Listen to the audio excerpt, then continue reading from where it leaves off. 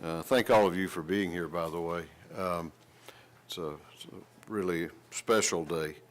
We're here today to give you what I believe is a very important update on the processing of backlogged sexual assault evidence kits by our Georgia Bureau of Investigation. And I am delighted to be joined by Representative Scott Holcomb and GBI Director Vernon Keenan, both of whom you'll hear from shortly. I also want to welcome the other professionals from our criminal justice agencies who have joined us today. As many of you have covered, you'll recall that the General Assembly passed and Governor Deal signed into law a bill in 2016 requiring the collection and processing of backlogged sexual assault kits in Georgia. That bill began in the House as the Pursuing Justice for Rape Victims Act, which was sponsored by Representative Holcomb. Representative Holcomb came to me kind of late in the session, and for some unknown reason it was things were kind of bogging down a little bit, and we found a way to break the logjam and do the right thing. So I want to again commend him for his good work. It received final passage as the Compassionate Care for Victims of Sexual Assault Act, which was substituted under Senate Bill 304. And I'm very, very proud that the bill was passed unanimously by the House of Representatives. Republicans, Democrats, everyone joined together to right a wrong. The backlog of sexual assault kits in our state was an unintended consequence of lax collection and testing requirements, and that's what Senate Bill 304 fixed. The House also led in providing additional funding so that the GBI had more personnel and equipment to process that evidence quicker.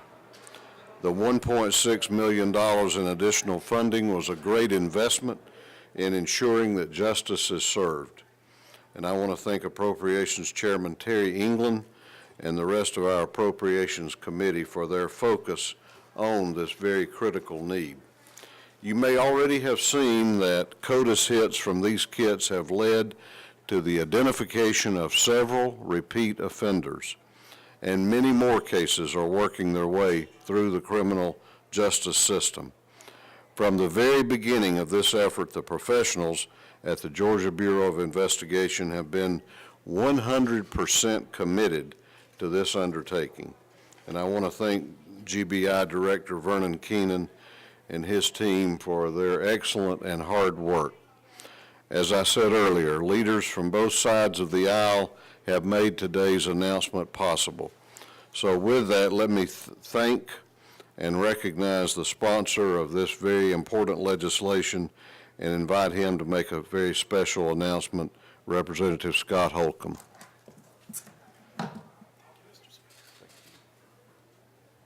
Thank you, Mr. Speaker. I am very proud to announce today that the 3,005 sexual assault kits that were identified because of Senate Bill 304 have all been tested. As of November 13th of this year, every single one of those kits involving a crime for which the victims wanted their cases to be tested and ultimately prosecuted are now moving through the criminal justice system. 321 of those kits have resulted in CODIS hits, meaning that they have been linked to evidence from other crimes. And so far, 2 serial rapists have been identified, one of them linked to 15 other cases. From the beginning, this effort has been about pursuing justice for victims. We pushed very hard to advance legislation that would fix the problem. Because of that legislation, all of the kits now move to the Georgia Bureau of Investigation, who has accepted this responsibility. The Georgia Bureau of Investigation has done an incredible job processing these kits and working through the evidence. I also want to acknowledge the work of the Criminal Justice Coordinating Council, who has worked very hard to work with our prosecutors and law enforcement to start bringing these cases, which can be challenging to do after the passage of time, because the victims can be in a very different place in their lives several years after these crimes take place. So what we have done here is incredibly important and meaningful, and it has always been about pursuing justice for victims. And again, we're very proud to announce that all of the kits have been tested, and now we look forward to additional prosecutions to bring justice forward.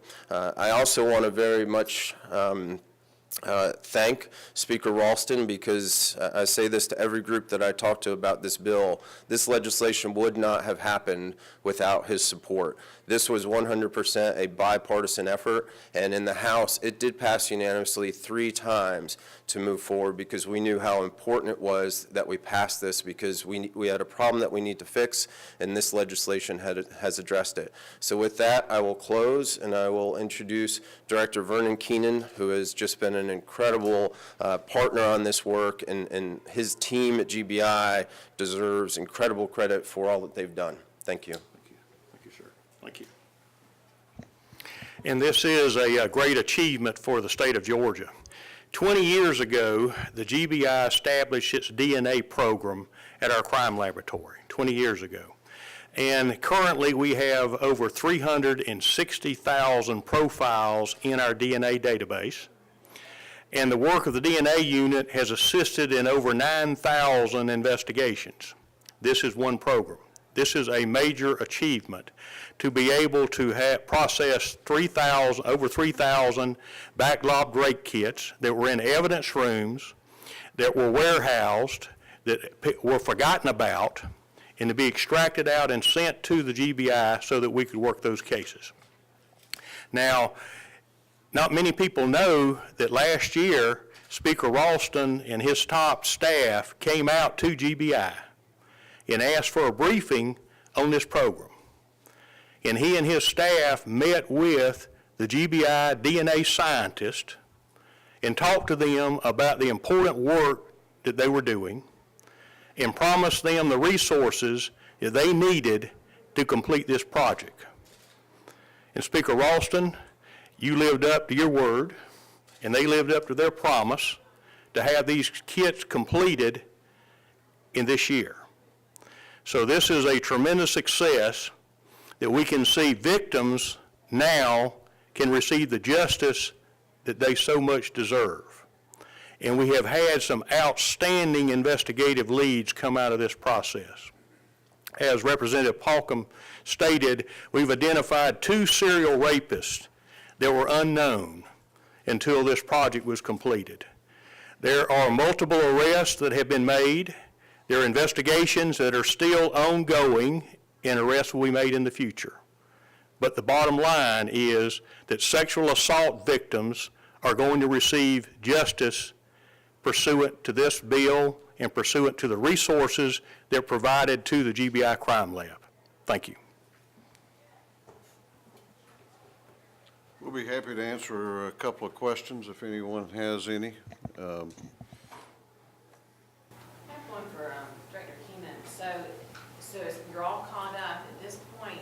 What is going to be done to prevent this from happening again? Well, actually, I met with a group of police chiefs 2 days ago and advised them to always check their evidence room to make sure that they're not sexual assault kits that are in there that have not been submitted to the crime laboratory. And I'll be speaking across the state of Georgia to law enforcement officials, warning them not to allow this to happen again. We do not want to be in a situation where we have over 3,000 rape kits that were forgotten about. So, and I believe law enforcement has gotten the message, because the law required them to do an inventory of their evidence rooms and submit it to the GBI, and then we told them to turn them in so they could be worked. And that is what has happened. Now, we'll be past the backlog over these cases, and we're dealing with new cases coming into the crime laboratory. because we average 250 new sexual assault kits each month. So this is an ongoing process, and we will continue to see cases solved, because DNA is perhaps the most valuable law enforcement tool in the history of law enforcement. Thank you.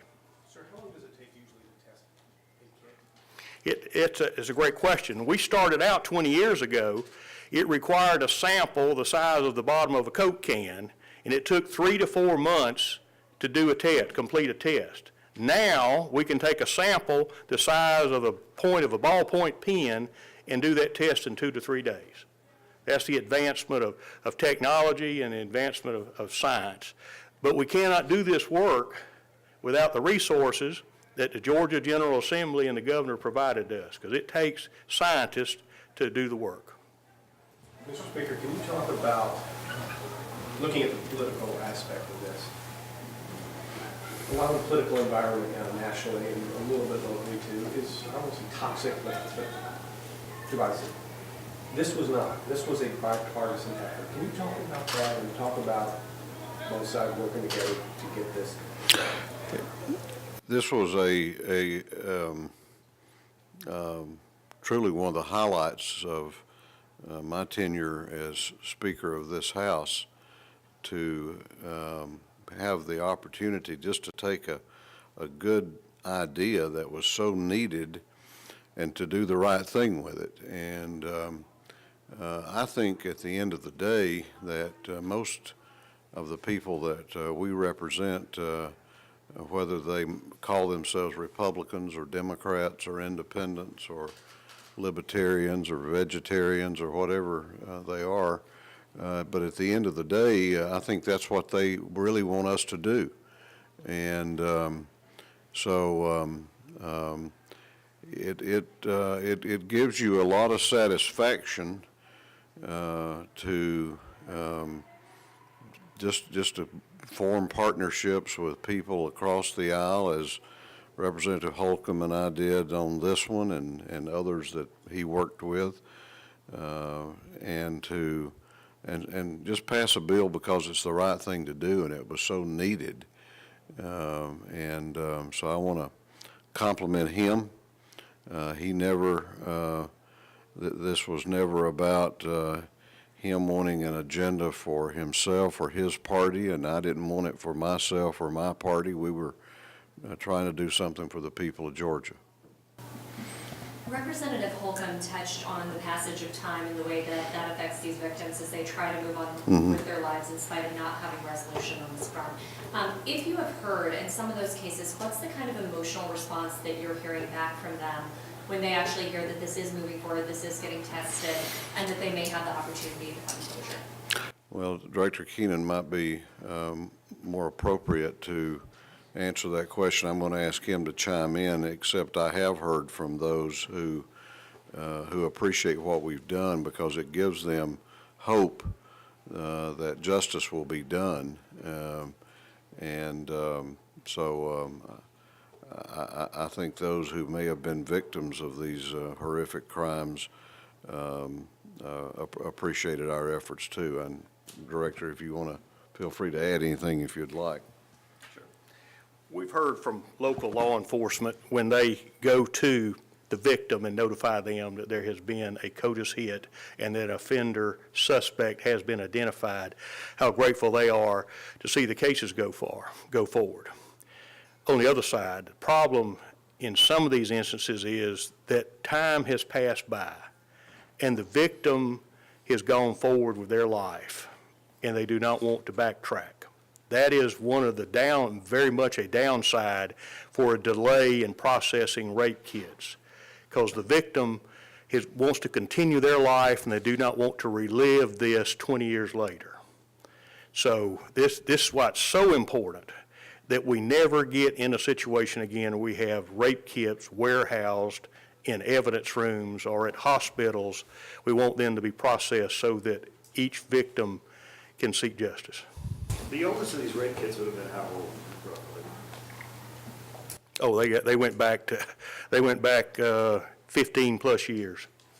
They were They were in evidence rooms and forgotten about. Some of them were new, some of them were very old.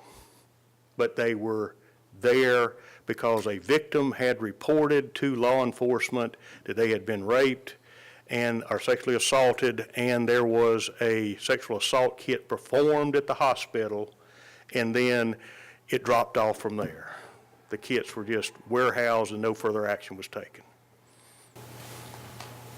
Representative Holt, do you see any need for further legislation to ensure that this won't happen again, or do you think that the message has kind of been delivered? I think the bill that we passed fixed it and addressed it, because one of the components of it was prospective, as opposed, in addition to dealing with the backlog itself, which has now been resolved through the testing. The law requires that when a care provider, for example, a hospital, takes a sexual assault kit, the police are mandated to pick it up within 72 hours. So there's a system there to make sure that the police come and get the kits, and one of the issues that we had heard was communication issues between the care providers and law enforcement. And then the other component, which is really important, is after law enforcement has the kits, they have 30 days to then transfer them to GBI. And then GBI becomes the ultimate custodian and moves them forward. And we worked very carefully with law enforcement because Georgia is a very large state. So we set the 30 days at a time period that was achievable, because not everybody travels to GBI on a daily or weekly basis. And so we set those parameters, and our expectation is that everybody will follow the law. So our goal in passing this was to both address the backlog and to set forth rules and policies that ensure that it doesn't happen again. So at this point, what's the cooperation been like on the local level with law enforcement? I've had some experience with that through listening to the meetings of the Criminal Justice Coordinating Council, which is working very hard to work with prosecutors and law enforcement to start to bring the cases. And I think that there's a real interest in doing this in a way that is appropriate, in a way that is compassionate, and recognizing that victims may be in a different place in their lives today than they were when the assault occurred 1, 3, 5 years ago. And they are really trying to both meet the needs of the victims, who some of them very much want to move forward with criminal prosecutions and others may not. But even for those who don't, it is incredibly meaningful to them that this action has been taken and that individuals have been identified. And with the serial rapists who have been identified, they were already in the system. And so they will not be released now because they are linked to other crimes. So there is a major public safety benefit to the action that we are taking. And certainly one of our other goals from the General Assembly is to prevent instances to where the cases or the kits lingered on shelves and then individuals were not identified because of that inaction. We all have an interest in making sure that that information is processed in a way that's timely, and then that we can stop future crimes from taking place by identifying the perpetrators in a quicker manner. All right, thank you all very much. Thank you, Mr. Speaker. Thank you.